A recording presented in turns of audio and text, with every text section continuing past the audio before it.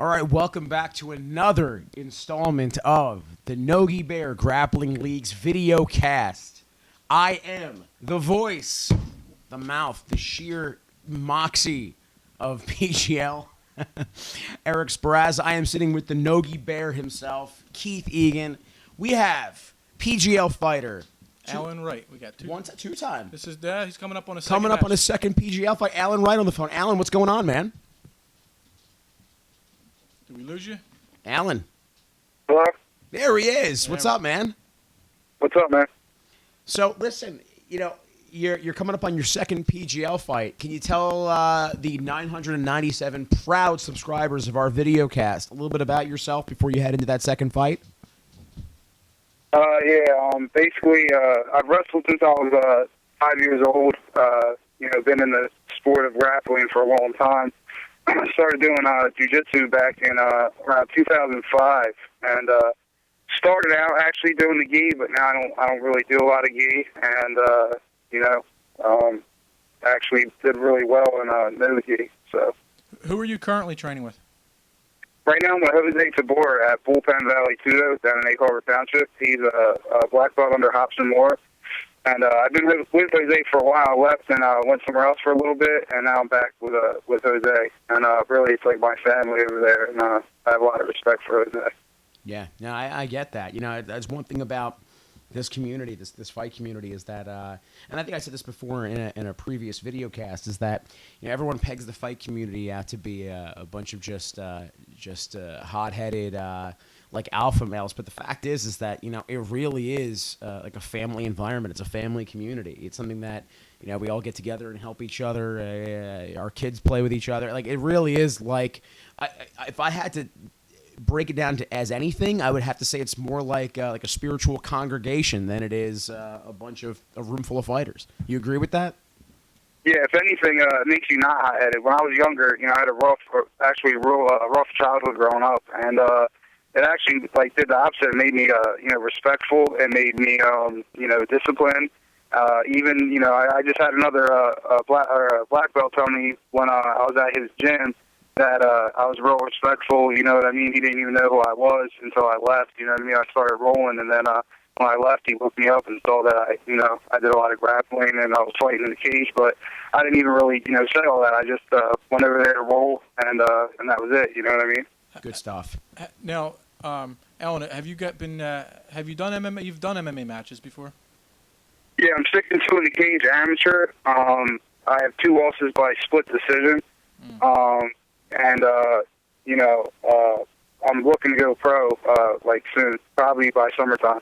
Are you still? Do you still train with Jeff Lentz? Yeah, Jeff Lentz has actually been coming through the gym at Bullpen, and actually I'm supposed to go up to Philly with Jeff this week, so that'll be good too. Well, how about this? You know that Jeff Lentz's fight at CFFC is, I think it's the same day as our PGL. Yeah, I kind of thought the same day. I'd like to be there for Jeff to watch and support him, but I know he'll do good. Oh yeah, definitely. So your last fight kind of intrigued me. You fought Pat Stano. Yeah. And Pat Stano's not a pushover of a guy. He's a tough guy. You beat him with a broken foot. Is that true? Yeah, that's 100% true. The thing is, I got in some trouble. I won a title back in 2008. I dropped down from 260 to 205 against Louis Rumsey for yeah. Rumsey fought in the very first PGL. Yeah. I did good. Everything was going great. I got into a car accident. Right before my second title fight, I was supposed to fight another guy named Mike Andrillo at 205 for New Breed for another title. I trained real hard for the fight, and right before the fight, I got in a pretty bad car accident that sidelined me for a while. I had a problem with prescription pills. You know what I mean? Never took pills before, but after the car accident, I fell into I was taking the pills and actually got hooked on them a little bit. I know a lot of fighters have too, you know what I mean? And it's easy, we get through a lot of injuries and stuff, and especially somebody that never took them, you know what I mean? I ended up sidelining me for probably about 3 years. I didn't fight, and then I came back last year, and I did pretty well. I won a Nogi, expert division Naga, and then the PGL fight after that. But yeah, I rolled my ankle about a week before. It was actually the night of my birthday. I rolled my ankle and went to the doctor, and they're like, yeah, it's fractured. You can't fight. And basically, you know, he told me there was no way I was going to fight. And, you know, I kind of got discouraged because I didn't really fight, like, for a while before that, you know what I mean? And some people even said, oh, we'll never fight again, and da-da-da-da, you know what I mean? But I was determined, and I kind of had a vision of sorts, and I started thinking back to, like, old-school Jiu-Jitsu, you know what I mean? Like, Elio Gracie and how he created Jiu-Jitsu, why he created Jiu-Jitsu. And it's basically for, you know, the weaker person or the smaller person, injured person that can still win a fight with the right game plan and the right mindset, you know what I mean? Respect. And, that is awesome. Yeah. And basically, you know, after I had that little vision, I was like, you know what, I'm fighting. And if I would have went into that fight, not believing that I could win, I would have lost before I even stepped in there. You know what I mean? So basically, you know, I had it made up in my mind that I can beat him. You know what I mean? And it did come close. You know, I tried to right off the bat. I tried a judo throw, and it just as soon as I went to step through, my ankle actually rolled through the tape, and I ended up, you know, side mount or in like headlock position. He's on top. But he's a heavy dude. You know what I mean? It was the end of the round, and we were right on the edge of the ring. So. You know, it was pretty close, but He has nothing but good things to say. He says that he's like, he was really strong. So that's pretty. Yeah. Pat Stano. Yeah, Pat Stano's. I had the opportunity to wrestle around him a couple weeks ago at David Elias's place, and his weight is just unbearable. And yeah, I was. That's Yeah, as soon as I got in a side control like that, you know what I mean? Luckily, it was the end of the round, but I would have to work past the guard, and everything was harder, 10 times harder to do with my ankle, you know what I mean? And sure, absolutely. And being big like that, I was like 280 at the time, which is really, like, I don't even know why I started lifting again, you know what I mean? I kind of went back, because I was a junior Olympic powerlifting champion in high school. I benched 425 and deadlift 705. I won St. Joe's High School bench and deadlift down here every year. And, you know what I mean, when I started, you know, that's all good for football and everything, but when I started doing Muay Thai, Jiu-Jitsu, I really couldn't move. I couldn't even hold my hands up for more than like a minute, you know what I mean? So being big like that, I don't even know why I started lifting like that again, but it really hurts you instead of helps, you know what I mean? And I try to tell people that all the time, that, you know what I mean, just going to the gym is really pointless. Like, why not learn, you know, how to better yourself? Not to mention all the joint and ligament damage and that lifting heavy does to your body. You know what I mean? I have shoulder problems now from lifting heavy like that, and Jiu-Jitsu doesn't do anything but help me. I do a lot of yoga-based stuff now, a lot of, I love you know, light. Yeah. I don't lift heavy. I'm the guy that does the fitness training videos for Nogi Bear Grappling Leagues, and one of the things that I stress in these videos is that it's not bicep curls and deadlifts that win jiu-jitsu tournaments. It's everything's core based. You know, you have to. It's you know, you would do better to do, you know, circuit training of Pilates than you would doing 400-pound deadlifts for a jiu-jitsu tournament. You know, just a strong core, strong base, and, you know, a nice lean physique, and, you know, you're good to go, man. You know, as much as I love the gym, and I do, you know, I'm a personal trainer part-time, and I run fitness classes. You know, being in this sport, I hear what you're saying loud and clear, man. I can't imagine being in a bicep crusher with gigantor arms. I mean, bicep crushers suck from Keith Egan as it is. I can't imagine if I had like 25-inch pythons. So, like, I heard you loud and clear with that. Yeah, I was just watching a thing with Henry Gracie, and he was talking about how, people train jiu-jitsu because, you know what I mean, they want to learn how to defend themselves, and that's where it starts. You know, any martial art really is where it starts. And at the end, he was talking about how, like, you'll see a huge guy like that, and instead of being like, oh, no, you know what I mean, you're going to be like, how interesting, you know what I mean? Because, you know, it doesn't matter how big somebody is. I've actually seen a 135-pound fighter beat a 250-pound, you know, muscle-bound guy up like it was nothing, you know what I mean? And that you can only do that through the correct training, you know what I mean? And if not, the guy will probably just overpower him. But when you know what you're doing, it's a whole different ballgame. With the exception of Keith Egan, who is, in fact, bigger and stronger than me, and yet still somehow bests me anyway. So I think that theory is only askew when I roll with Mr. Nogi Bear himself here. So I think you're the exception to the rule, sir. I don't know. We'll have to bring Alan over here and that. How about that? We'll try that. Yeah, you guys. Egan the last Wright, PGL 7. I like it. Are we setting it up? No, thank you. That's why I'm on this side of the table. Yes. Those who can't fight Alan Wright, commentate on the video cast. So, Alan, Yeah. back to the. Let's get back to the prescription drugs thing, the pills. Yeah, man. Do you have anything like advice or anything you would give anybody? Yeah, actually, I go to, I have another, so, basically, in my case, if I don't have jiu-jitsu and I don't have a family of friends, I'm as good as, locked up. I'm either be dead or in jail. That's two options for me, you know what I mean? I have to do what I love, which is jiu-jitsu, and I have to have the support of, my family in Narcotics Anonymous meetings that I go to, you know what I mean? And, they both helped tremendously. And if I didn't, like I said, I never had a problem. I was always an athlete in high school, and so many of us, even kids I went to school with, a couple kids that were, could have went to NFL, ended up, hooked on prescriptions, and you don't know, you know what I mean? If you don't know what you're messing with, it's deadly, you know what I mean? And from a toxicology standpoint, some of that stuff out there is just as bad, if not worse, for you than heroin. You have guys that it can bump Oxycontin just as easily as they can bump, heroin. And I got to be honest with you, man. It's scary to know how quickly doctors today will script out something for you that's just as bad as stuff that, could get you locked up, 20 to life. Like, that's scary stuff, man. And I feel you. You go into your family physician, you're like, you know what, man, I just got yoked up, in a jiu-jitsu tournament, just got yoked up in an MMA fight. And as quickly as you finish your sentence, that script pad is out. And you don't even realize until it's too late what you're getting involved in. For the listeners out there, the watchers out there, that may be on that cusp, that are just, getting some injuries and, getting those scripts handed to them. What would you say as far as monitoring that, managing that? Have you found any kind of like homeopathic, any kind of holistic alternatives to deal with? Yeah, basically, I went to a period of I felt sorry for myself. I got hurt right before that title fight, you know what I mean? And I didn't want to do nothing. I was sitting on the couch, and it kind of numbed the, I trained all that time for that fight.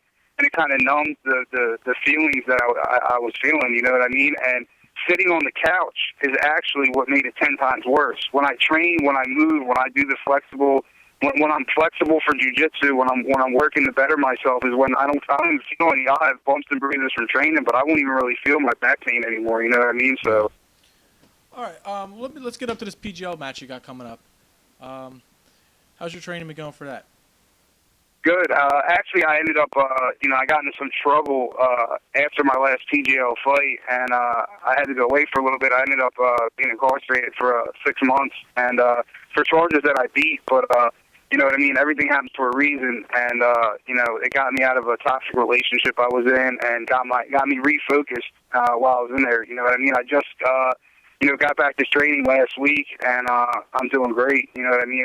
Jose is a big help. I have a lot of positive support from everybody. You know what I mean? I train with a lot of police officers and a lot of correctional officers, and they're all supportive. And they know, you could fall back into anything easily. You know what I mean? And that's basically what happened. I got hurt in my after the fight, they prescribed me a small amount of painkillers, and I kind of went back in that old mentality, you know what I mean?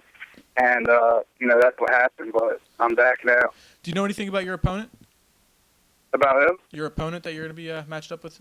I looked him up. I found a few things on him on YouTube, and, you know what I mean? I'm very confident that I'll beat him, you know what I mean? I know he's 2-1, I believe. Steve Edwards, right? Yeah, he's 2-1, I believe, in the cage for ring combat. 2 wins by submission, 1 loss by TKO. I watched a film on him at a grappler's class, stuff like that. A big thing you guys didn't get to see from me, and like Jeff can attest to this, is that my hips. You know what I mean? My hips are. I'll roll with these guys that are 150 pounds, and my hips are just as fast as theirs. You know what I mean? And that's a big improvement. And instead of putting a lot of pressure like a lot of guys do with jiu-jitsu, I'll actually give you space. Like if I get and I guess I got that habit from rolling with a lot of little guys, so I'll give them space, and then when they move, I'll just adjust to their movements. And I actually find myself doing that with big guys too, and they just can't keep up with me. They can't keep the pace, and basically, I just the whole time they're moving, I'm readjusting to them, and I end up catching them in something. Awesome. What do you think the outcome is going to be of that? I think I'm gonna tap them out. You know what I mean? I'm gonna get a good position on them, and I'm just gonna tap them out. You know what I mean? But I've seen, from what I see, he likes to he comes out aggressive, and I used to fight like that. I don't fight like that anymore, even jiu-jitsu, because it's easy to get caught. It's easy to get tired too. Easy to get really tired. He came out. What I seen online, he came out pretty aggressive, and you know what I mean. That's real. That's what I had to learn. Coming being a wrestler, I had to learn how to chill, how to not be full throttle, how to breathe right through it. Yeah, how to be able to be comfortable in my back. You know what I be mean? an expert on big guys. I just had a visit from the infamous Mark Tarman here at the Videocast Studios. Mark Tarman coming into this next fight with Tom DeBlas, Ring of Combat simultaneous champion. Alan, did you see? Have you seen Alan's have you seen Mark Tarman's videos? Any of his competitions? No, He won our super heavyweight. He won the PGL super heavyweight tournament a couple months ago. He beat out Nick Cage, and Norman Shack Daddy. So he's a pretty big guy, and he's going to be going up against Tom DeBlas. Tom DeBlas is no lightweight, no pun intended. I mean, light heavyweight and heavyweight champion simultaneously in Ring of Combat. Fought overseas with UFC. He's won his last 2 fights in Bellator, black belt under Ricardo Almeida, and he's also an international jiu-jitsu champion. I mean, how do you see a superweight, former D1 wrestler turned jiu-jitsu guy, a recent jiu-jitsu and judo guy, going up against someone like that? What are your predictions for something like that? I think that's the perfect combination. You know what I mean? That's kind of a little bit like my story. Like, I wrestled, and then once you have the base for wrestling, you know what I mean, and then you start learning judo and jiu-jitsu, it's pretty much a wrap from there. You know what I mean? As long as you keep training and you're training with the right people, you're pretty much unstoppable. So I think that's going to be a good fight. Yeah, man. Well, listen, we do a couple things here on the video cast. We like to have a lot of heavy stuff today. We like to have some fun. So we play 2 games here. The first game we're going to play is I'm going to name 5 different things. I want you to tell me the first thing that comes to your head when you hear it, okay? Yeah. All right, you ready? Yep. The Ultimate Warrior. The Ultimate Warrior. First thing that comes to your mind. Go. Wrestling. Professional wrestling. Baby back ribs. What do you say? Baby back ribs. Good. Pre-workout. Pre-workout? Pre-workout, like pre-workout powder? Awesome. Golden Corral. I hate it. All right, we're on the game number 2, and then we're gonna close up. So this one's called Who's Cuter. So what I'm gonna do is I'm gonna give you a list of 2 people, and you're gonna tell me who's cuter. Okay, you ready? Okay. Yeah. Misha Tate or Ronda Rousey? This is a good one. Ronda Rousey, just because of her attitude. So. Hands down, Ronda. I'm with you on that one, man. I think Misha Tate looks a little rough around the edges there. Janet Jackson. Yeah, Gina Carano too. But. Janet Jackson or J-Lo? J-Lo. If you had to choose between Don the Predator Fry and Dan Severn, who's cuter? Who's cuter? Probably Dan Severn. Dan Severn, nicely done. Nicely done. That was a battle of the stash right there. You see that? Hoist Gracie or Ken Shamrock? If you had to choose. Hoist Gracie. Okay. Hoist Gracie. All right. And in closing, this one's for you. Yourself or Steve Edwards? Me all the way. Swagger all the way. I like it. Listen, man, I really appreciate your honesty on this call. I appreciate you putting yourself out there and your story out there to help out other fighters. I think that's noble. That takes more balls than walking into the ring itself. So I want to give you props for that. And you can, Alan, people can see you at PGL 6, February 8th, 2014, at Sports and More in Sewell, New Jersey. You can also buy tickets online at professionalgrappling.com. And any closing words before we hang up? No, I just want to let everybody know that'll be there that they're actually getting to see the real me this time. You know what I mean? I'm not hurt, no injuries. You know, I was away for a little bit, but that just made me hungrier and better. You know what I mean? I came back to the gym, and I actually feel I was better than I was before I left, which doesn't really make sense, but that's how I feel. So they're going to see a whole different side of me this time. I like it. All Version right, version 2.0. Hey, listen, don't forget to bring your friends and family down to AGL 7 or AGL 7. Yep. Take it easy. Take care, man. All right, see you later.